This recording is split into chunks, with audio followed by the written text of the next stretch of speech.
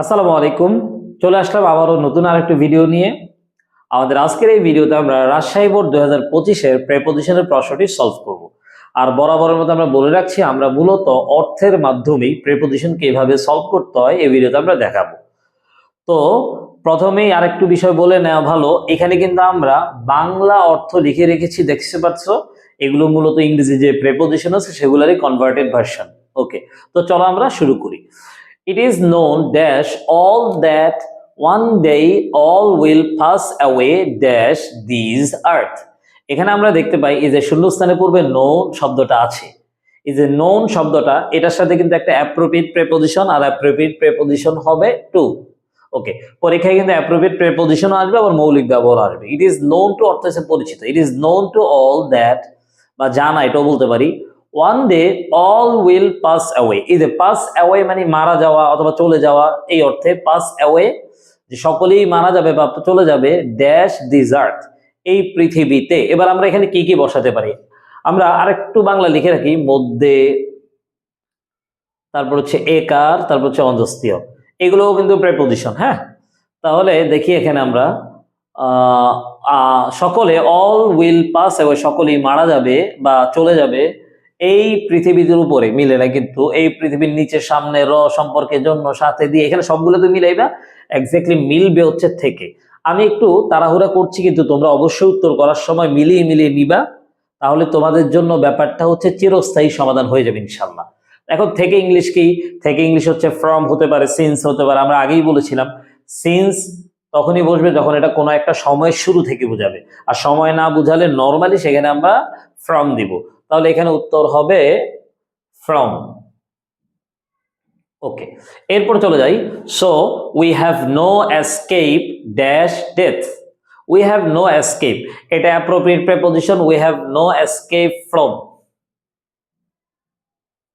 We have no escape from death, মৃত্যু থেকে পালানোর কোনো পথ নাই।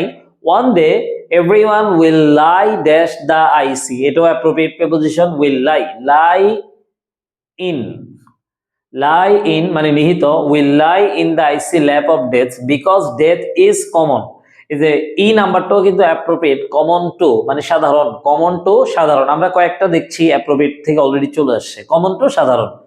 So we should not মোর্ন dash that, এটাও অ্যাপ্রোপ্রিয়েট প্রেপোজিশন, মোর্ন ফর। আমরা দেখতে পাচ্ছি আমাদের প্রিভিয়াস যে কোয়েশ্চেনগুলো আমরা দেখছি সেখানেও আমরা দেখতে পেয়েছি যে অ্যাপ্রোপ্রিয়েট প্রেপোজিশন থেকে ভালো পরিমাণ কোয়েশ্চেন এসেছে। এখানেও আমরা দেখতে পেয়েছি অলরেডি অনেক কোয়েশ্চেন অ্যাপ্রোপ্রিয়েট প্রেপোজিশন থেকে চলে আসছে। এখন মোর্ন ফর অর্থ কি? মোর্ন ফর অর্থ হচ্ছে শোক পালন করা। Death is inevitable but those who die dash the country. এখন এই যে ডাই শব্দটা আছে এটাও কিন্তু অ্যাপ্রোপ্রিয়েট প্রেপোজিশন। এখন ডাই শব্দটার সাথে অনেক প্রেপোজিশন বসে, ডাই ইন বসে, ডাই বাই বসে, ঠিক আছে, ডাই ফর বসে, এক একটা ক্ষেত্রে এক এক রকম। তোমরা হচ্ছে অবশ্যই এগুলো খুঁজে বের করে মুখস্থ করে নিবা।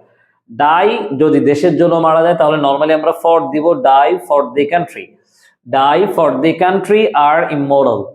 Their memories do not sink dash oblivion, এটাও কিন্তু appropriate. sink into oblivion, sink into oblivion. There is no medicine that can save a man, কোনো মেডিসিন নাই যেটা একটা মানুষকে রক্ষা করতে পারে ড্যাশ ডেথ, এটা কিন্তু অ্যাপ্রোপ্রিয়েট না।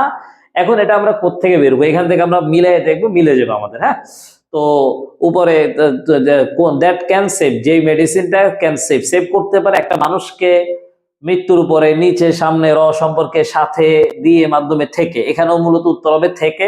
আর যেহেতু সময় বুঝায় নাই এই জন্য আমরা ফ্রম দিয়ে দিব। হ্যাঁ, সময় বুঝাইলে এখানে আমরা সেন্স দিতে পারতাম। So we should always be ready, আমাদের রেডি থাকা উচিত ড্যাশ ডেথ। এখানেও কিন্তু অ্যাপ্রোপ্রিয়েট না, আমরা এখানে মিলাই দেখতে পারি। আমরা এখানে মিলবে হচ্ছে আমাদের জন্য হচ্ছে জন্যে, মৃত্যুর জন্যে, ফর হবে এখানে অ্যান্সার।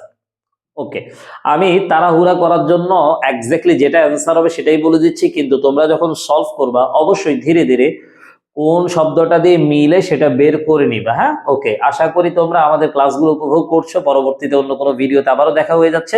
ততক্ষণ পর্যন্ত ভালো থাকো। আসসালামু আলাইকুম ওয়া রাহমাতুল্লাহি ওয়া বারাকাতুহু।